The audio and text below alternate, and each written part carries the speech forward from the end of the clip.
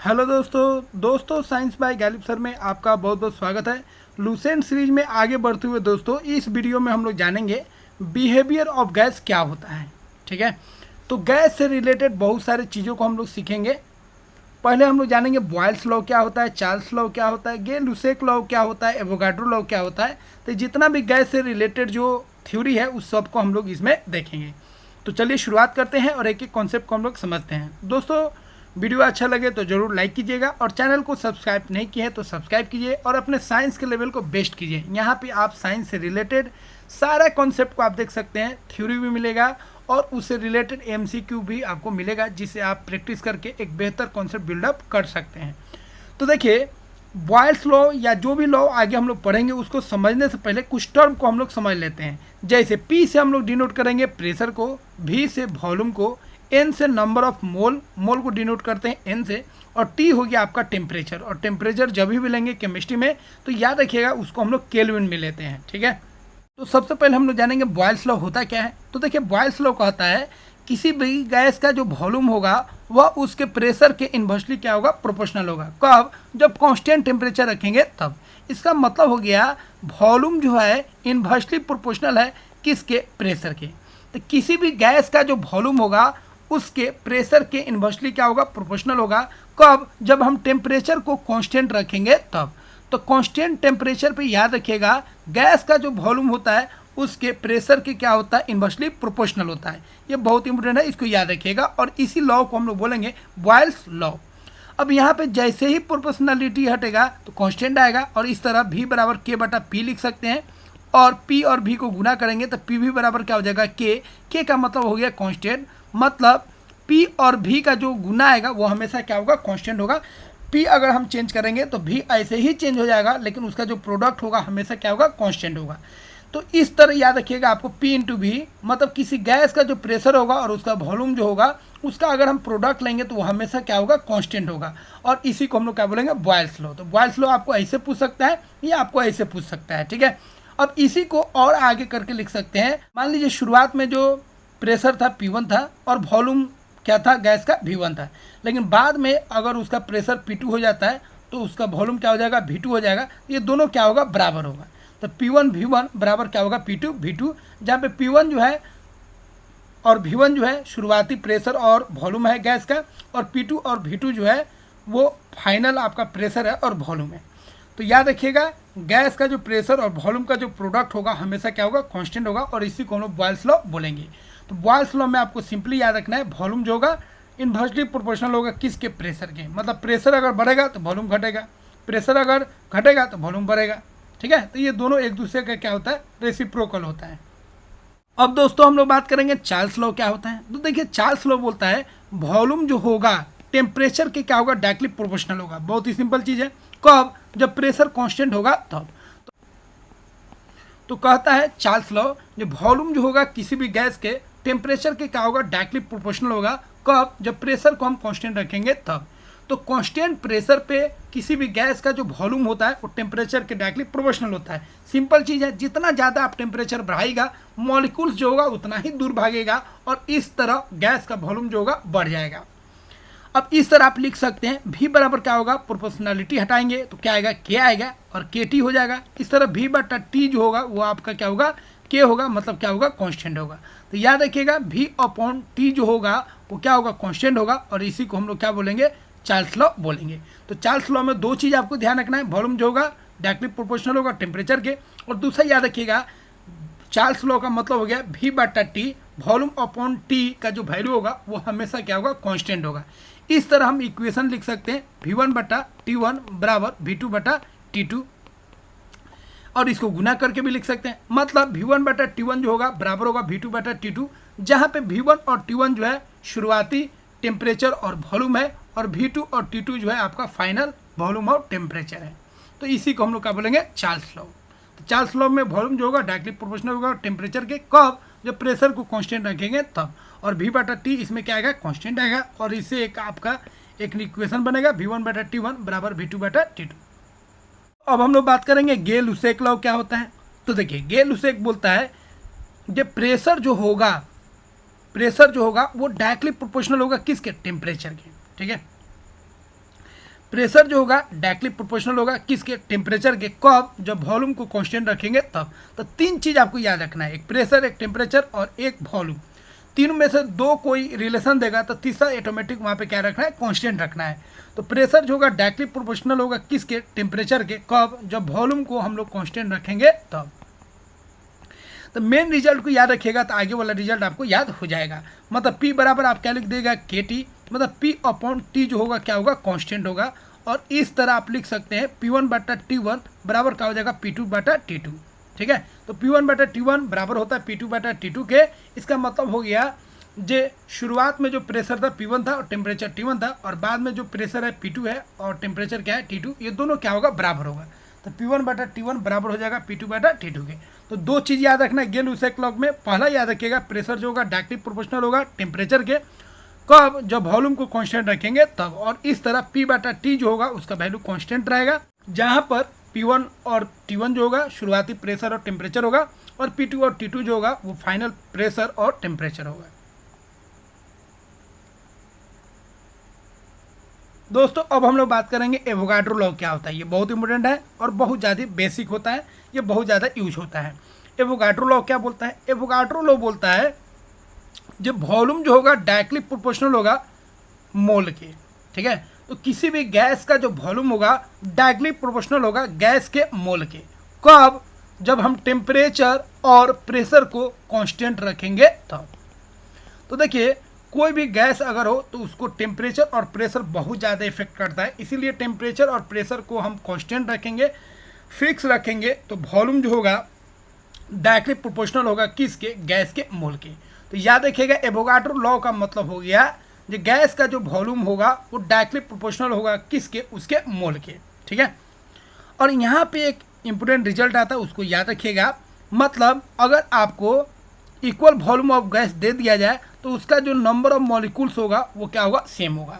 मतलब 1 लीटर अगर आप कोई भी गैस लेते हैं, 1 लीटर आप नाइट्रोजन ले लीजिए तब, ठीक है, ऑक्सीजन ले लीजिए तब, तो सल्फर डाइऑक्साइड ले लीजिए तब, या कोई भी अगर गैस लेते हैं 1 लीटर तो उसमें नंबर ऑफ मॉलिक्यूल्स जो होगा वो क्या होगा, सेम होगा। और इस तरह हम लोग बोल सकते हैं 1 मोल कोई भी अगर गैस लीजिएगा, 1 मोल कोई भी अगर गैस लीजिएगा तो उसका जो वॉल्यूम होगा वो फिक्स्ड होगा, वो कितना होगा, 22.4 लीटर।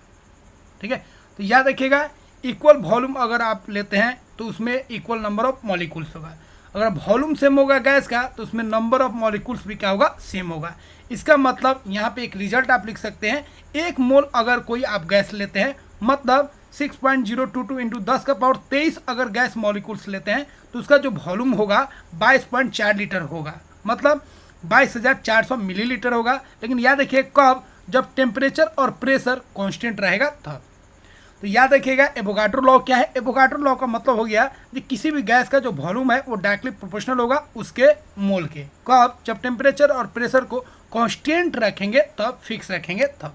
और यहाँ से एक रिजल्ट क्या आया, जे इक्वल वॉल्यूम अगर गैस लेते हैं, गैस अगर इक्वल वॉल्यूम लेते हैं बहुत सारा गैस का, तो उसमें नंबर ऑफ मॉलिक्यूल्स जो होगा वो क्या होगा, सेम होगा। ठीक है, उसी से एक रिजल्ट आपको याद रखना है कि 1 मोल कोई गैस का अगर लीजिएगा, मतलब 6.022 इंटू 10⁻23 मॉलिक्यूल्स अगर गैस लेते हैं, तो कोई भी गैस ले लीजिए उसका जो वॉल्यूम आएगा उसको मेजर कीजिएगा तो कितना आएगा, 22.4 लीटर ही आएगा। दोस्तों अब हम लोग जानेंगे आइडियल गैस क्या होता है। तो देखिए ऐसा गैस जो बॉयल्स लॉ को और चार्ल्स लॉ को फॉलो करता है, मतलब जो भी गैस लॉ हम लोग पढ़े हैं अभी उसको फॉलो करता है, वैसे गैस को हम लोग बोलते हैं आइडियल गैस। अब कोई भी चीज़ आइडियल नहीं होता है, उसी तरह गैस भी कोई आइडियल 100% नहीं होता है, लेकिन लगभग वो 100% के करीब होता है, तो उसको हम लोग आइडियल गैस मान लेते हैं। अब याद रखिएगा दोस्तों, कोई भी गैस आइडियल तब होगा जब प्रेशर लो हो और टेम्परेचर क्या हो, हाई हो। ये इंपॉर्टेंट पॉइंट है, याद रखिएगा। कोई भी गैस चार्ल्स लॉ को, बॉयल्स लॉ को फॉलो कर रहा है, मतलब वो आइडियल गैस है। वो कब होगा, जब प्रेशर लो होगा और टेम्परेचर हाई होगा तब। तो प्रेशर लो होना चाहिए और टेम्परेचर हाई होना चाहिए, किसके लिए, आइडियल गैस के लिए। तो कोई भी गैस आइडियली बिहेव करेगा, मतलब वो बॉयल्स लॉ को, चार्ल्स लॉ को, जो भी गेल लूसेक लॉ ये सब लॉ पढ़े हैं उसको फॉलो करेगा। कब, जब प्रेशर कम और टेम्परेचर हाई रहेगा तब। अब याद रखिएगा वॉल्यूम जो होता है दोस्तों आइडियल गैस का, उसको 0 मान के चला जाता है। जो आइडियल गैस का जो वॉल्यूम है वो 0 है, लेकिन एक्चुअल में 0 होता नहीं है, इसीलिए कोई भी गैस परफेक्टली आइडियल नहीं हो सकता है। और ये भी मान के चला जाता है जो गैस का जो मॉलिक्यूल्स है उसमें जो इंट्रैक्शन है, उसमें जो अट्रैक्टिव फोर्स है वो क्या है, जीरो है। तो आइडियल गैस का वॉल्यूम को भी जीरो मान लिया जाता है, और आइडियल गैस का जो मॉलिक्यूल्स है उसके बीच में जो फोर्स ऑफ अट्रैक्शन है, जिसको इंट्रैक्शन भी बोलते हैं, वो क्या है, वो जीरो है, वो नेग्लिजिबल है। तो आइडियल गैस में दो चीज़ आप याद रखिएगा, जीरो रहेगा, वॉल्यूम जीरो रहेगा, और उसके बीच में इंट्रैक्शन भी जीरो रहता है।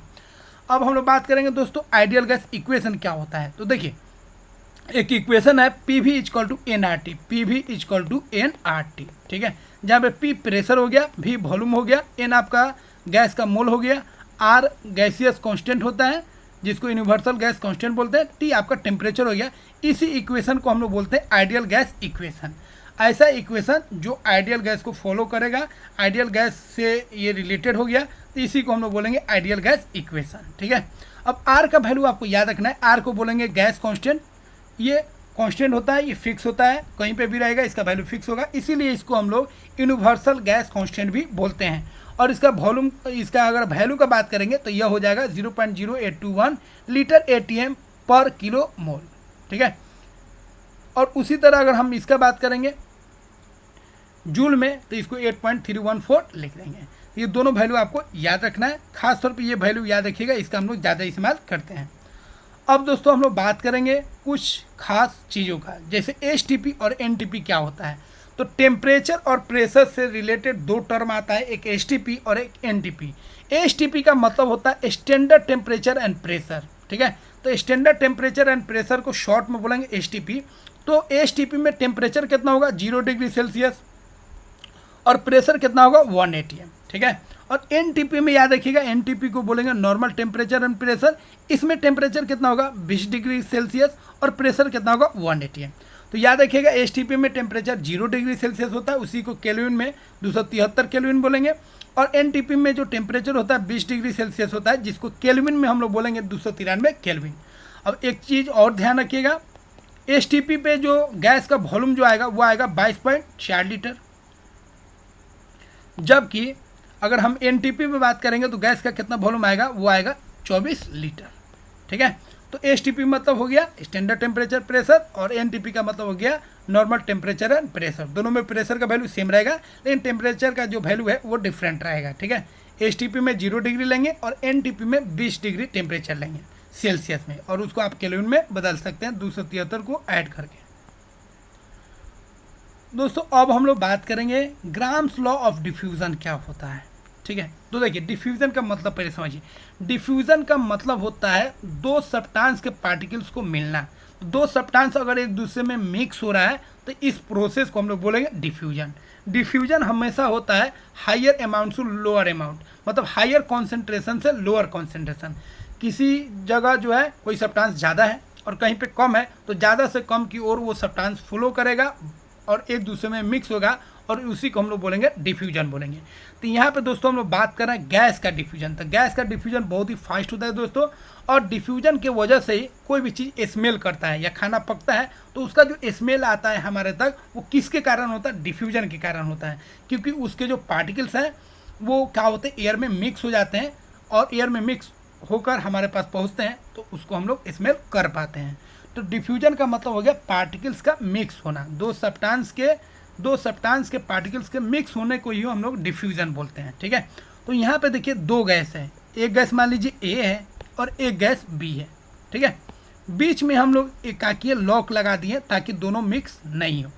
तो यहाँ पे देखिए A का अलग डेंसिटी है और B का अलग डेंसिटी है। इसका डेंसिटी मान लीजिए D1 है और इसका डेंसिटी मान लीजिए D2 है। इसका जो मास है मान लीजिए M1 है और इसका जो मॉलिक्यूलर मास है वो मान लीजिए M2 है। तो ग्राम्स लॉ ऑफ डिफ्यूज़न कहता है कि अगर टेम्परेचर और प्रेशर को हम लोग कांस्टेंट कर दे, फिक्स कर दे, तो गैस का जो डिफ्यूज़न है उसका जो रेट होगा, rate of diffusion of gas, जो गैस का डिफ्यूज़न हो रहा है उसका जो रेट होगा वो इन्वर्सली प्रोपोर्शनल होगा किसके, डेंसिटी के। तो याद रखिएगा डिफ्यूज़न का जो रेट होगा वह डेंसिटी के रूट अंडर डेंसिटी के क्या होगा, इन्वर्सली प्रोपोर्शनल होगा। या आप उसको मॉलिक्यूलर मास के टर्म में भी बोल सकते हैं, जो रेट ऑफ डिफ्यूजन जो होगा मॉलिक्यूलर मास के स्क्वायर रूट के क्या होगा, इन्वर्सली प्रोपोर्शनल होगा। तो याद रखिएगा किसी भी गैस का जो डिफ्यूज़न का रेट होगा वह उसके डेंसिटी के स्क्वायर रूट के इन्वर्सली प्रोपोर्शनल होगा या उसके मॉलिक्यूलर मास के स्क्वायर रूट के इन्वर्सली क्या होगा, प्रोपोर्शनल होगा। तो दोनों में इन्वर्सली प्रोपोर्शनल होगा, याद रखिएगा, रूट अंडर डेंसिटी हो तब या रूट अंडर मॉलिक्यूलर मास हो तब। इस तरह हम लोग लिख सकते हैं आर जो होगा इन्वर्सली प्रोपोर्शनल होगा 1/√D या 1/√M। तो इस तरह मान लीजिए एक गैस ए हो गया, एक गैस बी हो गया, एक का डेंसिटी D1 है और एक का डेंसिटी D2 है, एक का मास M1 है और एक का मास M2 है। अब जैसे ही इस लॉक को हटाएंगे, इस स्टॉपर को हटाएंगे, तो दोनों गैस क्या होगा, मिक्स हो जाएगा। अब दोनों गैस मिक्स होगा तो दोनों का रेट का जो डिफ्यूजन का रेट होगा उसका जो रेशियो होगा, तो R1/R2 लिख देंगे D2/D1 का, कि R1 इन्वर्सली होगा D1 के और R2 इन्वर्सली होगा D2 के। तो R1/R2 बराबर आप लिखिएगा रूट अंडर, ऊपर लिख दीजिएगा D2 का, कि इन्वर्सली रिलेशन है, और नीचे लिख दीजिएगा D1। D2 D1 क्या हो गया, आपका डेंसिटी हो गया। और इसी को आप मास में भी लिख सकते हैं M2/M1। M2 और M1 क्या है, इसका मॉलिक्यूलर मास है। तो याद रखिएगा R1/R2 हो जाएगा आपका रूट अंडर D2/D1, क्या कि यहाँ पे इन्वर्सली रिलेशन है। तो याद रखिएगा किसी भी गैस का जो डिफ्यूजन होगा उसका जो रेट होगा उसके डेंसिटी के स्क्वायर रूट के इन्वर्सली प्रोपोर्शनल होगा या उसके मॉलिक्यूलर मास के स्क्वायर रूट के इन्वर्सली क्या होगा, प्रोपोर्शनल होगा। और इसी को हम लोग बोलेंगे ग्राम्स लॉ ऑफ डिफ्यूजन।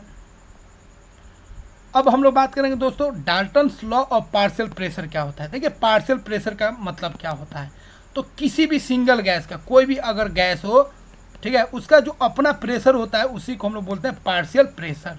तो पार्शियल प्रेशर का मतलब हो गया इंडिविजुअल प्रेशर, ठीक है, पार्शियल प्रेशर का मतलब हो गया इंडिविजुअल प्रेशर।